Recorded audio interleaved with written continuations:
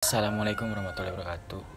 Perkenalkan, nama saya Muhammad Agus Rizky Alvarez Saputra Pauji dari Universitas Sarimulia Prodi Teknologi Informasi.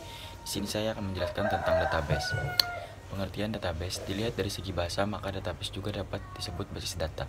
Suatu data dapat dimaksudkan informasi yang diperoleh dan disimpan, sedangkan basis adalah semacam perkumpulan atau tempat berkumpul.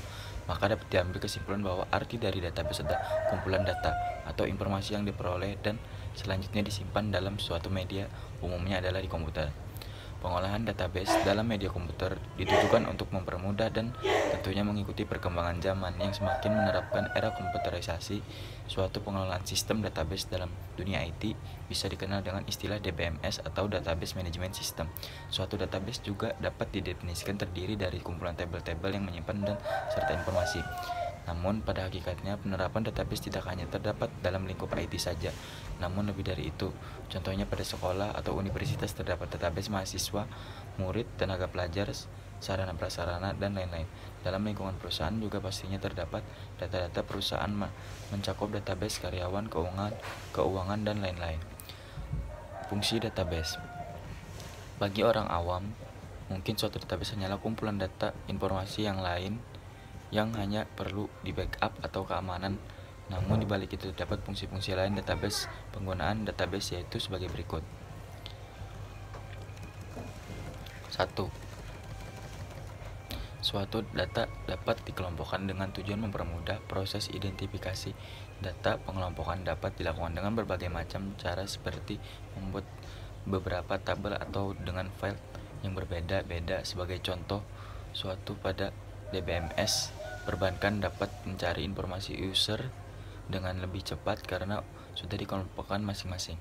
2. Menghindari data ganda yang tersimpan. Suatu software DBMS dapat disetting agar mampu mengenali duplikasi data yang terjadi saat diinput. Hal ini dikarenakan sifat database yang dapat diakses oleh lebih dari satu pengguna. Salah satu cara yang dilakukan adalah dengan menerapkan sistem kata kunci atau primary key. 3. Mempermudah penggunaan hampir di semua sisi, seperti memasukkan data baru, mengupdate, atau bahkan menghapus data yang sudah tidak diperlukan lagi. Didukung dengan tampilan atau muka yang sudah dijelaskan menggunakan aplikasi tertentu. Menjadi solusi terbaik dari penggunaan kertas sebagai media penyimpanan yang kurang efektif dan banyak memakan ruang. Dengan adanya database, maka file dapat disimpan secara digital. Suatu database juga dapat menjadi alternatif lain terkait masalah menyimpan ruang dalam suatu aplikasi. Hal ini dikarenakan keterbatasan dari media penyimpanan oleh kebanyakan aplikasi komputer. Jenis-jenis database. Suatu database pada umumnya terdiri dari data yang digunakan oleh banyak user atau pengguna. Dari masing-masing user tersebut tentunya memiliki keperluan yang berbeda-beda juga. Dengan adanya hal ini, suatu sistem manajemen database juga dapat dikelompokkan menjadi beberapa jenis dengan fungsi dan kegunaan masing-masing. Di bawaan ini adalah jenis-jenis database, yaitu 1. Operasional database. Database jenis ini dapat menyimpan data dengan rinci agar dapat dioperasikan dari seluruh organisasi. Dalam hal ini mereka juga dapat disebut subject area database (SADB), transaksi database atau produksi database. Contoh dari operasional database adalah database yang digunakan pelanggan, database akuntansi, dan lain-lain. 2. Relational database. Jenis database yang satu ini bisa dibilang paling populer. Hal ini dikarenakan dengan menggunakan relational database, user dapat mengakses atau mencari informasi dalam tabel yang berbeda-beda. Query yang dilakukan juga dapat melibatkan beberapa tabel karena fungsi relasi ini. Distributed database.